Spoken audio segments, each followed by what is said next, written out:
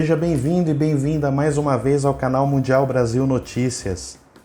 Recuperação judicial de empresas é a maior em 3 anos, já de falência cresce 80%.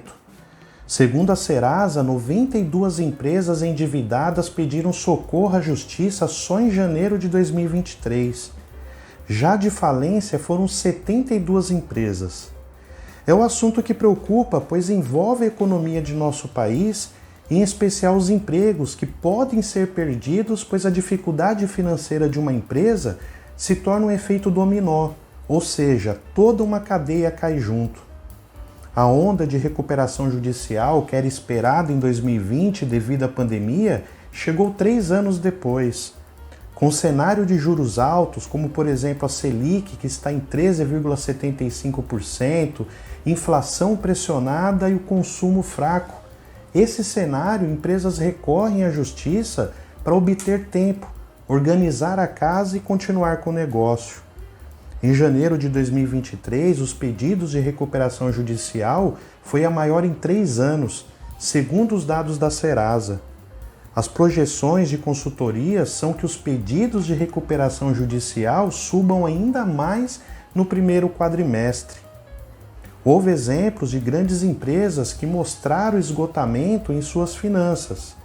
A Oi, que havia saído da recuperação judicial em dezembro, fez um pedido de tutela à justiça que indica uma segunda recuperação judicial para honrar as dívidas da primeira. Outra empresa é a DOC Calçados, proprietária da Ortopé, que entrou com pedido de proteção judicial contra seus credores. E quem não se lembra do cigarro de chocolate na época da infância? Pois bem, a PAN não conseguiu segurar suas finanças e foi à falência.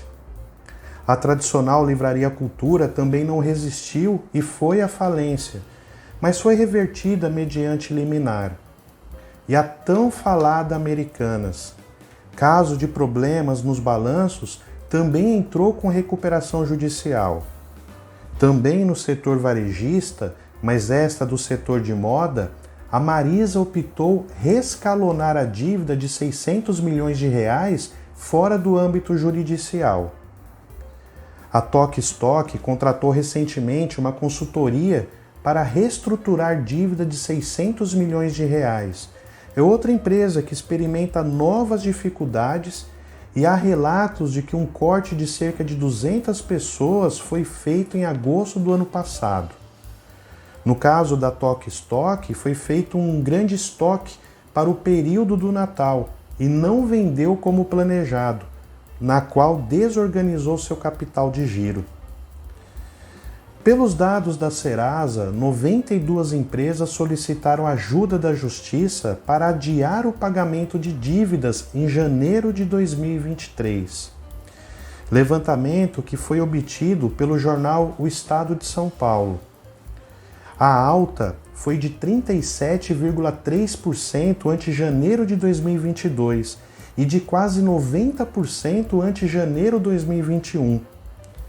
E o que chama atenção é o aumento de empresas de grande porte que solicitaram recuperação judicial nesse início de 2023. As micro e as pequenas são maioria, mas de grande porte foram 15. Já os pedidos de falência cresceram 80% em janeiro, e o número de falências pode continuar subindo ao longo do ano. O número de falências em janeiro atingiu o maior nível em 3 anos. Foram 72 pedidos no mês de janeiro de 2023, ante 46 em 2022 e 40 em 2021, segundo a Serasa. Os pedidos de falência geralmente acompanham de recuperação judicial e refletem as dificuldades financeiras. Os pedidos de falência, no total de 72 em janeiro, 28 foram de microempresas, 25 de pequenas e 19 de grandes empresas. Os sinais de estrangulamento financeiro das empresas começaram a surgir no final de 2022. O ano se encerrou com 6,4 milhões de empresas inadimplentes, que foi um recorde desde que a Serasa começou o levantamento em março de 2016. O que se observa é que quando a inflação anual ultrapassou 10% no final de 2021, cresceu a inadimplência tanto do consumidor quanto das empresas. E até então o volume só aumenta. Na minha opinião, lembro que no Brasil mais de 60 milhões de pessoas, ou seja, pessoa física, estão endividadas. Isso também pode ser consequência da queda de faturamento das empresas, pois com menos pessoas comprando, menos dinheiro gira no mercado. E isso provoca queda nas vendas, acúmulo de estoque e endividamento de empresas, principalmente do setor varejista. E também percebe-se que as empresas começaram a entrar em dificuldade durante e após a pandemia, em meados de 2021-2022, com alta da inflação e juros altos, fazendo com que suas despesas subissem muito, inclusive os empréstimos com bancos, que antes, contratado a juro baixo antes da pandemia, na qual muitos contratos seguiam reajustes através da Selic, que posteriormente chegou a 13,75%, deixando as empresas impossibilitadas de continuarem a honrar os pagamentos.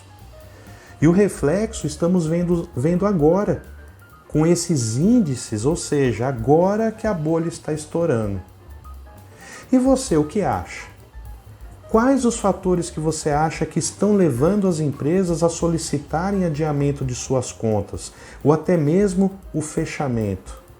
Deixe a sua opinião no campo de comentários e não esqueça de curtir esse vídeo e se inscrever neste canal, para que eu possa continuar produzindo novos vídeos.